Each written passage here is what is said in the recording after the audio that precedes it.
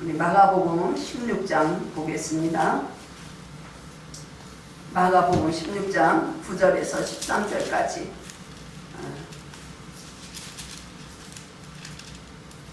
우리 함께 합독하도록 하겠습니다. 시작. 예수께서 안식 후 첫날 이른 아침에 살아나시기 전에 7 귀신을 쫓아내어 주신 막달라 마리아에게 먼저 보이시니 마리아가 가서 예수와 함께하던 사람들이 슬퍼하며 울고 있는 중에 이 일을 알리매 그들은 예수께서 살아나셨다는 것과 마리아에게 보이셨다는 것을 듣고도 믿지 아니하니라. 그 후에 그들 중 2 사람이 걸어서 시골로 갈 때에 예수께서 다른 모양으로 그들에게 나타나시니 2 사람이 가서 남은 제자들에게 알렸으되 역시 믿지 아니하니라. 아멘. 우리 주님 부족하고 미련한 종을 주님 강하게 붙드셔서 오직 성령님의 이끌리는 말씀이 바르게 선포되게 하시고 전하는 자나 듣는 자나 모두가 그 말씀을 받을 때 우리가 뜨거운 마음이 되게 하옵소서. 예수님의 이름으로 기도드립니다. 아멘. 오늘 제목을 제가 주님의 부활을 보고도 이렇게 잡았습니다. 주님의 부활을 듣고도 어쨌다는 겁니까? 이 제자들이 우리가 오늘 본문을 보니까 주님의 부활을 빈 무덤인 것을 목격했어요. 예수님이 안 계신 거. 여자들이 가서 그 여자들이 본 말씀을 본 그 내용을 가서 알리니까 듣질 않았어요. 와, 믿질 않는 거. 여러분들은 부활의 주님을 믿습니까? 주님의 부활을 믿습니까? 아유, 깜짝 놀랐어요. 우리는 왜 이렇게 쉽게 믿을 수가 있는가? 우리는 말씀으로 이미 예수님 만났기 때문에 우리는 쉽게 고백할 수가 있어요. 그러나 이 시대에는 아직 성령님의 인한 그 깨우침이 없으니까 예수님이 약속을 하셨어요. 내가 3일 만에 다시 살아날 것이고 내가 너희들보다 갈릴리로 먼저 갈 것이다. 이 말씀을 해주셨다고요.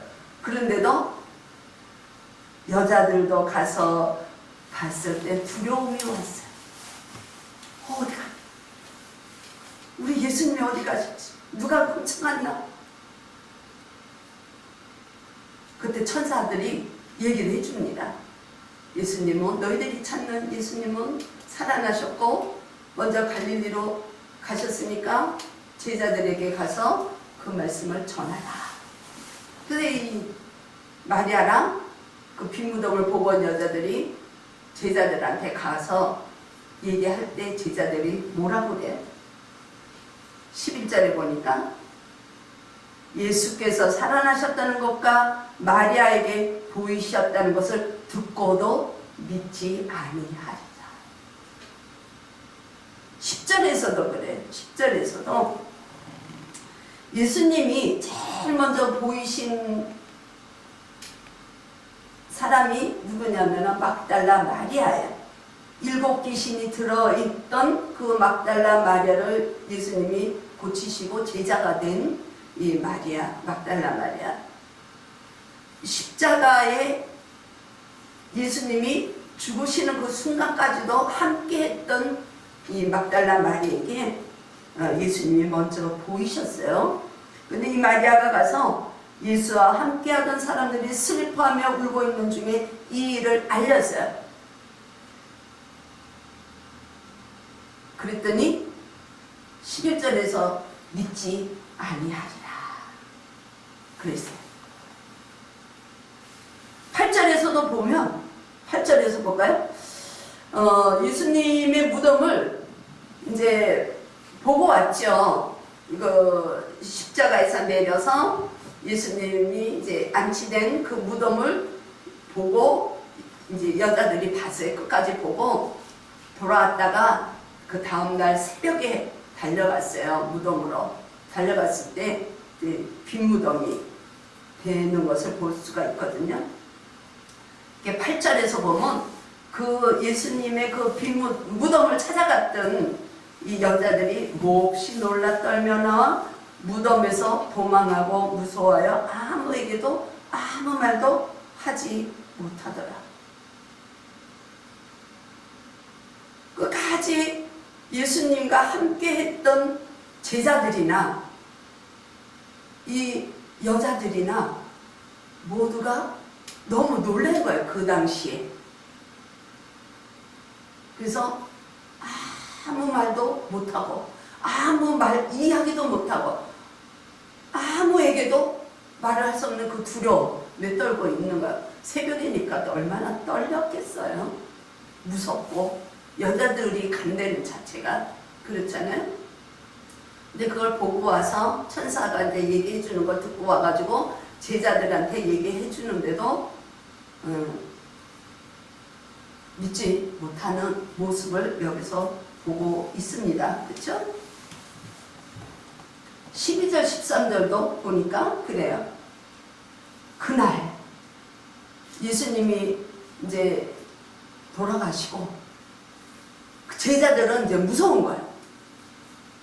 제자들은 그 당시에 예수를 믿던 쫓아다니던 이 사람들은 다 이제 뭐 핍박이 올 것이고 추방을 할 것이고 죽일 것을 염려해서 숨어 있는 거예요. 그때 이제 두 제자가 시골로 내려갑니다. 12절 13절에 보면 그 후에 그들 중 두 사람이 걸어서 시골로 갈 때 예수께서 다른 모양으로 그들에게 나타나시니 이때는 이제 부활의 모습으로 이제 나타나셨어요. 예수님이. 근데 다른 모양으로 나타나셨어요. 그랬더니 이 13절 두 사람이 가서 남은 제자들에게 알렸으나 역시 믿지 아니하더라. 그러니까 이 두 제자는 이제 그 시골로 가는 중에 예수님을 만나요. 부활하신 예수님 만나서 예수님으로 이야기를 듣고 예수님이시구나 이 말씀을 듣고 다시 예루살렘으로 돌아가서 제자들에게 얘기를 해요. 근데 제자들이 역시 믿지 아니하리니 그랬어요. 근데 예수님이 거기 15절에서 뭐라고 말씀하십니까? 15절. 14절 볼까요? 14절. 그 후에 11제자가 음식 먹을 때 예수께서 그들에게 나타나사 그들의 믿음 없는 것과 마음이 완악한 것을 꾸짖으시니 이는 자기가 살아난 것을 본 자들의 말을 믿지 아니함이라라. 그러니까 이 빈 무덤을 보았다든가 예수님이 십자가에서 못 박히신 것을 봤지만 그분의 부활하셨다는 것은 증거가 되지 못하는 거예요. 팩트는, 사건은 분명히 살아나셨는데 제자들이나 그 본 여자들도 믿지 못하고 두렵고 떨리고 이런 거예요. 근데 예수님이 제자들에게 그렇게 말씀하시는 거예요. 너희들의 마음이 완악하다. 굳어있다 이거예요. 너희들 마음이 믿지 않는 마음으로 있다는 거죠. 그리고 15절에서 예수님이 그렇게 말씀하십니다. 너희는 온 천하에 다니며 만민에게 복음을 전파하라. 믿지 못하는데 어떻게 복음을 전파를 합니까? 보고도 믿지 못하고 들어도 믿지 못하는데 어떻게 이 좋은 소식을 만민에게 전하느냐 이 말이에요. 우리에게도 같은 말씀으로 주님은 권면하고 계시는 것입니다. 그런데 우리는 이미 성경을 통해서 말씀을 통해서 예수님이 3일 만에 부활하신 걸 믿으시죠. 그러면 저희는 당연히 복음을 전파해야 되는 사명이 우리에게 있는 거예요. 근데 이제 13절, 12절, 13절에서 이 두 제자가 그럼 누구냐? 여기서는 시골로 갔다 이 말밖에 없어요. 근데 요 두 제자들은 지금 정말 너무 마음이 혼란스러운 거예요.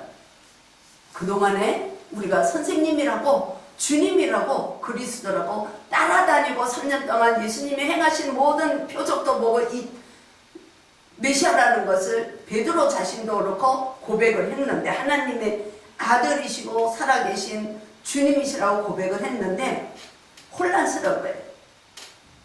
십자가에서 그냥 아무 저항도 없이 돌아가신 예수님을 보고 어떻게 해야 되나, 우리는 앞으로 우리의 길은 어떻게 열어가야 되는가, 이런 게 이제 걱정이 되고 두려워하는 마음이 있는 거예요. 이걸 보기 위해서는 우리가 누가복음에 누가가 자세하게 기록을 해놓고 있습니다. 우리 마가복음 다음이 누가복음이죠. 24장을 한번 볼까요?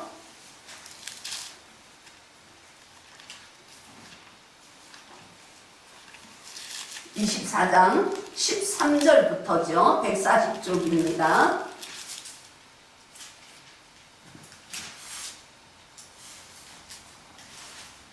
24장 13절 함께 볼까요? 그날에 그들 중 둘이 예루살렘에서 25리 되는 엠마오라는 마을로 가면서 이 모든 일을 서로 이야기하더라. 그들이 서로 이야기하며 미미할 때에 예수께서 가까이 이르러 그들과 동행하시나 그들의 눈이 가려져서 그인줄 알아보지 못하거늘. 이렇게 돼 있어요. 그러니까 우리가 그 엠마오로 가는 두 제자, 이 찬양도 과거에는 많이 불렀었고 이 유명한 이야기죠. 이제 아까도 말씀드린 것처럼 너무 실망하기도 하고 걱정되기도 하고 앞날이 두렵기도 하고, 그러면서 이들이 가는 그들의 모습은 17절을 보니까 너무 슬픈 빛을 띠고 가는 거야. 얼굴에 기쁨이 없는 거야. 예수님이 부활하셨다 그러면은 기쁨이 와야 되는데, 이 시대에 이 제자들은 두렵고 근심이 되고 우리는 어떻게 살아가야 되나. 이게 이제 여자들이 와서 제자들에게 예수님의 무덤이 비어있다, 그리고 살아나셨다고 하더라, 이거를 할 때에 이 베드로가 요한과 무덤으로 뛰어가요. 실제로 가서 보고 무덤이 비어있는 걸 보고 그들이 도로 집으로 돌아가는 일이 생겨나거든요. 근데 여기서도 보면은 다 이제 어떡하냐 이러면서 가는 거예요. 15절에서 보면 서로 이야기하며 문의할 때, 그러니까 이렇게 자기네들끼리 어떻게 해, 이제는 우리가 살 길이 막막해, 너 생각은 어때, 이런 마음이에요. 확신이 없으니까 아직까지는. 그래서 아주 근심되는 표정으로 둘이 우리 이제 어떡하지? 막막하지 않아? 너는 어떻게 생각해? 뭐 이러면서 가는 거죠. 그때 그 두 사람 중에 한 사람은 글로바라 하는 자가 대답하여, 글로바라는 사람이 나옵니다. 이 글로바라는 사람은 십자가에서 예수님의 죽음을 목격한 어떤 마리아라는 여자의 남편이에요. 그러니까는 아내로서부터 모든 이야기를 들을 수 있는 상황이죠. 그리고 여기에서 나머지 한 제자는 이름을 밝혀주지 않지만 많은 학자들이 이야기하기로 누가로 봅니다. 그러니까 이게 마가도 혼인글만 뒤집어 쓰고 예수님 잡혀가실 때 도망갔잖아요. 그런 것처럼 누가도 그 믿지 못하고 확신이 없어서 시골로 돌아가는 자기의 모습을 이제 이름을 밝히기가 조금 이제 그런 거였죠. 그래서 자기가 자기를 얘기를 할 수는 없고 누가로 이제 보는 그 학자의 의견들이 많이 있습니다. 그때 그들이 이제 15절에서 보면 예수님이 그들이 이렇게 얘기하고 가는데 옆에서 이제 동행을 하시는 모습이죠. 이렇고 저렇고 하는데, 근데 예수님이신 걸 몰라요. 왜? 눈이 가려져서, 마음의 눈이 열리질 않아서 주님이신지 모르는 거예요. 그때 이제 예수님이 그들에게 물어보시잖아요. 너희가 길 가면서 서로 주고받는 이야기가 무엇이냐 17절에서 그렇게 말씀을 하지 않습니까? 너희들이 도대체 무슨 이야기를 하냐.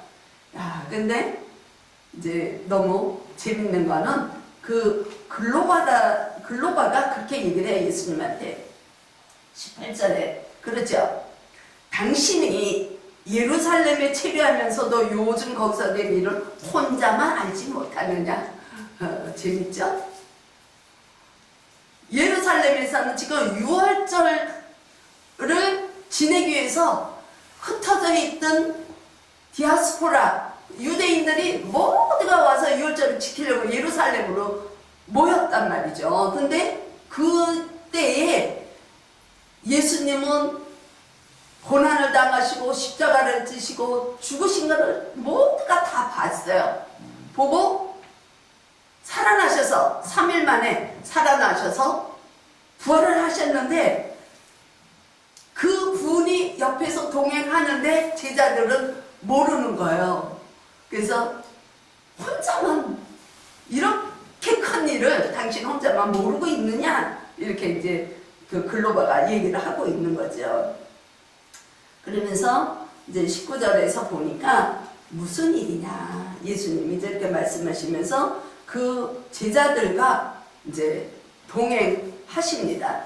동행하시면서 말씀해 주시는 것이 무엇이냐 25절을 한번 볼까요? 25절 이르시되 우리 같이 볼까요? 25절 26절 시작. 이르시되 미련하고 선지자들이 말한 모든 것을 마음에 더디 믿는 자들이요 그리스도가 이런 고난을 받고 자기의 영광에 들어가야 할 것이 아니냐 예수님 이렇게 그 두 제자들에게 말씀을 해줘요.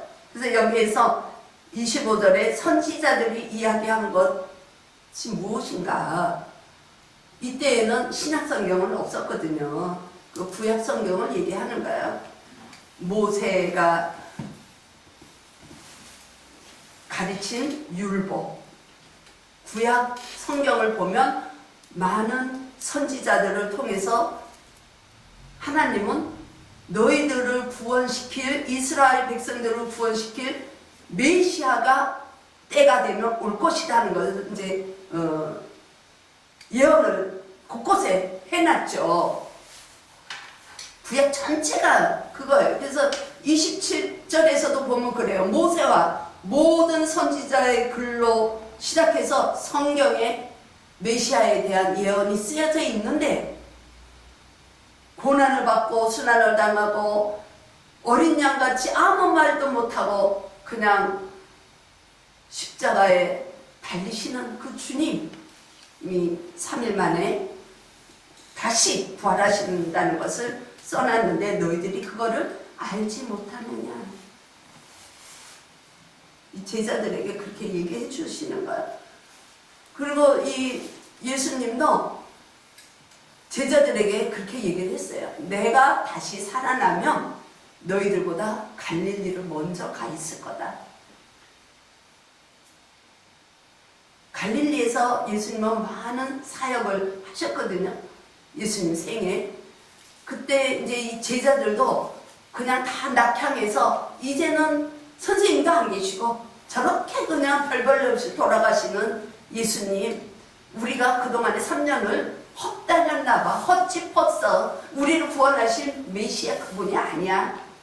부활의 소식을 듣고도 보고도 믿지 못했던 그 자들은 전부 고향으로 내려가 버리잖아요. 그때 예수님이 제자들을 찾아가시잖아요. 찾아가 주셔서 그들을 회복시키는 그 말씀이 요한복음에 나와 있죠. 그러니까 여기서도 이제 그 예수님이 두 제자와 동행하시면서 구약 성경에 하나님이 선지자를 통해서 이렇게 말씀을 예언을 해 놓으셨는데도 너희들은 어찌하여 이렇게 믿지 못하느냐. 너희들의 마음이 아주 굳어 있구나. 이런 말씀을 해주시면서 예수님이 쭉 이렇게 동행을 하시면서 말씀을 해주시는 거야. 구약 성경을 쭉 말씀으로 풀이를 해주시는 거예요. 그래서 27절에 보니까 자세하게 예수님이 설명해 주셨다. 이렇게 말씀하잖아요. 27절 끝에 보니까 모든 성경에 쓴 바 자기에 관한 것, 그리스도죠. 자기에 관한 것을 자세히 설명하시니라. 예수님이 그 제자들을 꾸짖지 않아요. 너희들 왜 이렇게 마음이 완악해서 믿지 못하고 그러지 않아요. 또 예수님이 부활하신 예수님이 짜잔 하고 도마에게도 이렇게 못자국 박힌 그 옆구리랑 너 손을 넣어보라고 하신 것처럼, 손바닥을 보라고 하신 것처럼 짜잔 하고 내가 살아났어, 내가 부활했잖아, 내가 너희들이 찾던 그 예수 그리스도야, 이렇게 말씀 안 하세요. 성경으로 계속 풀어주시고 29절 이제 저녁 때가 돼서 그 제자들과 함께 머물게 되죠. 그리고 30절 보겠습니다. 30절 그들과 함께 음식 잡수실 때 떡을 가지고 축사하시고 떼어 그들에게 주시니 그들의 눈이 밝아져 그인 줄 알아보더니 예수는 그들에게 보이지 아니하시는지라. 30절 31절 음식 잡수실 때 떡을 떼어서 내어주고 그들에게 함께 식사를 하실 때 그들의 눈이 열려지는 거예요. 31절에 보니까 그들의 눈이 밝혀졌어요. 우리가 지난주에 했던 주님이 자신을 위해서 우리 때문에 자신의 몸을 찢고 우리 때문에 피를 흘려주신 그 주님의 보혈을 우리가 기억하면서 기념하는 이 시 성찬식을 우리가 지난주에 했죠. 그 성찬식이 지금 여기서 이루어지는 거예요. 두 제자들과. 그때 눈이 밝아졌어. 아, 이분이 우리가 따라다니던 그 주님이시구나 하는 것을 알게 되는 거죠. 성경에서 보면요, 눈이 밝아지는 경우가 두 종류가 나와요. 어느 때 사람의 눈이 밝아졌는가요? 아담이 처음 선악과로 인해서 그 하나님의 명령에 불순종하면서 선과 악을 구별하는 그 열매를 따먹었을 때 눈이 밝아져요. 그렇죠? 기억나시죠? 창세기. 그때 사단은 유혹을 하죠.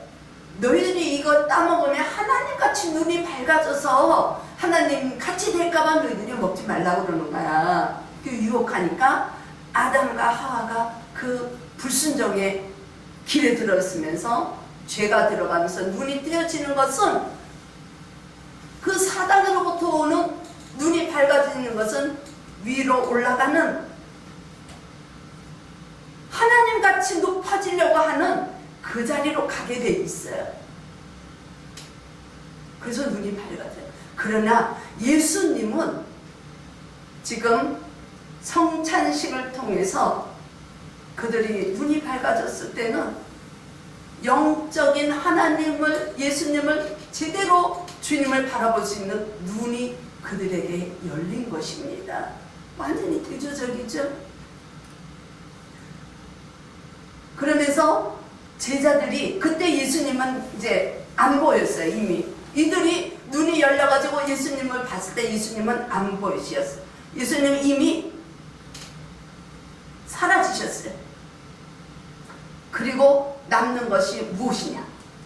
말씀만이 남는 것입니다. 동의하시나?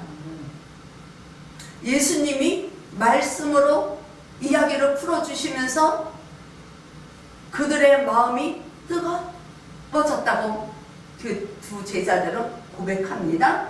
거기 32절에 그렇게 이야기를 하죠. 그들이 눈이 밝아져서 예수님이 주님이신 것을, 그분이신 걸 알았는데 예수님은 이미 보이지가 않았어요. 그리고 32절에서 그 제자들이 그렇게 말씀합니다. 함께 볼까요? 시작. 그들이 서로 말하되 길에서 우리에게 말씀하시고 우리에게 성경을 풀어주실 때에 우리 속에서 마음이 뜨겁지 아니하더냐. 아멘. 진리는, 말씀은 우리의 마음을 뜨겁게 해서 열어주십니다. 그때 말씀으로 풀어주실 때 우리는 눈이 뜨이게 되어 있어요. 여러분들은 말씀을 사모하십니까? 아니면 보이는 그 빈무덤, 그 못자국에 난 그 현상을 보기를 원하십니까? 우리는 말씀을 따라가야 돼요. 많은 자들은 은사를 통해서 그 현상을 보고 할렐루야, 할렐루야. 그래서 그 은사를 구하기를 원하고 그러는데 그들이 주님이 십자가에서 못 박히신 그 못자국이나 예수님이 부활하셔서 무덤이 비어있는 것을 보고 그들이 예수님이 부활하셨고 주님이신 것을 알지도 못했고 깨닫지도 못했어요. 깨달은 것은 단 한 가지입니다. 말씀을 들었습니다. 말씀으로 풀어주실 때 우리의 마음이 뜨겁지 않느냐. 원어로 보면 마음이 불타지 않았느냐. 저는 지금 마음이 굉장히 뜨거워지고 있어요. 제가 지금 느끼고 있어요. 어떤 때 제가 큐티를 쓰면서 보면 마음이 뜨거워질 때가 있어요. 말씀을 볼 때 뜨거워질 때가 있어요. 그럴 때 우리는 말씀을 볼 수 있는 눈이 열리고 그 기도를 통해서 성령님이 우리 안에서 깨닫게 해주시는 거예요. 저와 여러분들이 사모해야 되고 저와 여러분들이 추구하고 가야 되는 것은 오직 말씀이라는 것입니다. 말씀이 우리를 죄에서 구원시키시고 우리에게 새 생명을 주시고 우리를 변화시켜 주시려고 우리를 구원을 이루어 가게 하시려고 예수님은 십자가를 지시고 부활하신 그 주님이 나의 주님이십니다. 복음은요, 우리의 이성으로 알 수 없는 게 너무 많아요. 하나님을 어떻게 우리 이성으로, 우리의 지성으로 하나님을 다 이해할 수 있겠어요? 그 말씀이 성육신 하셨다는 거예요. 그 말씀이 우리가 늘 갖고 있는 거예요. 우리와 동행하고 있어요. 말씀으로 오신 그 주님이 이 세상을 사랑하셨어요. 저와 여러분들을 사랑하셨어요. 언제까지? 끝까지. 제자들의 눈이 열리질 않고 믿지 못하고 보고도 알지 못하는 말도 못하는 두려워하는 그들에게 예수님은 끝까지 찾아가셔서 회복시키시고 다시 사도의 사명을 주시고 그 예수님이 저와 여러분들의 주님이 되시길 축복합니다. 신앙이라는 것은요, 예수님은 복음은 실체예요. 너무너무 그냥 신앙만 가지고 우리가 이 땅에서 살아갈 수 있느냐? 이렇게 얘기하는 사람들이 있잖아요. 우리가 살다 보면 너무 예수밖에 몰라. 예수 때문에 예수가 우리는 세상에 살고 있는데 그렇지 않아요. 예수님은 실체세요. 복음은 실체라고요. 복음이 예수님이신가. 말씀 자체가 실체가 돼야 돼요. 우리 삶에서. 말씀만이 우리를 이끌어 가실 때 우리의 마음은 열리게 되고 말씀 자체가 능력이에요. 그 주시는 그 힘으로 우리는 이 세상을 이기고 살아가는 거예요. 왜? 예수님은 십자가에서 모든 걸 이기셨기 때문에 우리는 사단이 우리를 유혹하고 사단이 우리를 넘어뜨리려고 해도 우리는 말씀에 끌려서 우리의 주님을 볼 수 있는 눈이 열려지는 것입니다. 안 믿어져도 그냥 믿으세요. 그러다 보면 어느 때 눈이 확 열릴 때가 있어요. 주님 안에만 거하는 자체로만 우리가 뭔가를 해서가 아니라 주님 안에 내가 뭐 그냥 돼가는 걸 해서가 아니라 주님과 붙어만 있는 가지로서의 삶만 살면 우리는 잘 사는 거예요. 가지는 할 수 있는 일이 아무것도 없어요. 생명나무이신 예수님 거기에 가지로 우리가 붙어 있으면 우리는 나는 찌질이 같지만 우리의 결과는 승리자가 되는 것을 예수님은 말씀해 주고 있습니다. 하나님의 약속이에요. 그게 복음 믿는 자들의 특권입니다. 그게 구원을 이루어가고자 하는 성도들의 특권이에요. 그래서 우리가 이해가 되든 이해가 안 되든 말씀을 읽어야 돼요. 무슨 말인지 몰랐고 한 장이라 천천히. 저는 이 말씀을 준비하기 위해서 일주일 내내 말씀을 생각하는, 이 마가복음을 우리가 오늘 본문으로 잡고 우리가 그동안에 사순절 기간에 6주 동안 처음 마가복음 가지고 예수님이 일주일 동안 그 순환의 길을 가시는 그 일주일 동안의 그 일을 가지고 우리가 사순절 기간에 매주 말씀을 묵상했어요. 마가복음을 통해서. 그 말씀을 준비하기 위해서 그 복음서 전체를 이쪽에서는 어떤 관점으로 썼는가, 이쪽에서는 어떤 관점으로 썼는가, 이걸 매일매일 묵상을 하고 갑니다. 물론 말씀을 준비하는 자니까 그렇지만 우리가 성도고 주님이 내 안에 계셔서 동행하기를 원하고 우리가 능력 있는 삶을 살기를 원하신다면 우리는 말씀을 가까이 할 수 있는 삶이 되기를 축복합니다. 몰라도 괜찮아요. 이해가 안 돼도 돼요. 목사도 다 몰라요. 그 부분, 알게 하시는 부분만 알아지는 거예요. 그래서 이 말씀을 다 준비를 해놔서도 아침에 와서 기도하면서 또 말씀을 생각나게 했으면 또 이렇게 그냥 여기다 메모를 하고 이또 똑같이 말씀을 나누고, 이 성령님이 우리 안에 내주하심으로 저와 여러분들에게 깨닫게 하시고, 아, 주님은 나한테 이런 존재이시구나. 나는 죄인이고 나는 정말 주님이 아니면 아무것도 할 수 없는 존재구나. 우리는 맞아요. 그 고백이 있을 때 주님의 은혜가 충만하게 입혀질 줄 믿습니다. 나는 너무 잘해. 나는 다 알아. 이러면 은혜를 맛볼 수가 없어요. 예수님이 왜 갈릴리로 가신지 아십니까? 갈릴리라는 지역이 연약한 곳이에요. 열악한 곳입니다. 그 땅을 보면 굉장히 비옥한 땅이에요. 굉장히 좋은 땅이에요.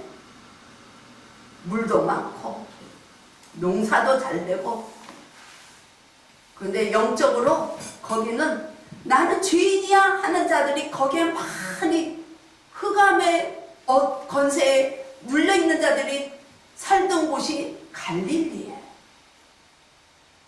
예수님이 갈릴리로 가신다는 것은 우리처럼 연약한 마음이 될 때, 우리처럼 상한 마음이 될 때, 우리처럼 너무 근심, 걱정, 두려움이 있는 우리 인생에 예수님이 찾아오신다는 뜻입니다.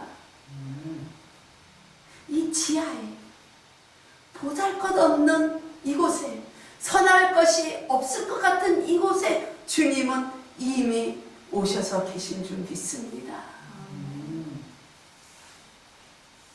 우리 한 주간도 이 부활하신 주님을 소망으로 삼아 말씀을 사모하는 저와 여러분이 될 수 있기를 축복합니다.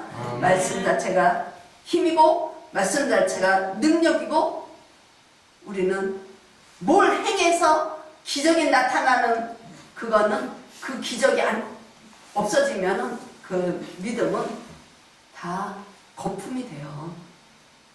남는 거는 말씀이에요. 그래서 말씀만 남겨주시고 그들의 눈이 열렸을 때 예수님을 보이지 않는 것처럼 우리의 삶 속에서는 말씀만이 우리를 이끌고 갈 수 있기를 사모하며 기도하며 나갈 수 있는 우리 말그샘교회 비대면으로 또 함께하는 주님의 사랑하는 백성들 머리 위에 우리 주님께서 크신 은혜와 축복이 임하기를 소망합니다. 아멘.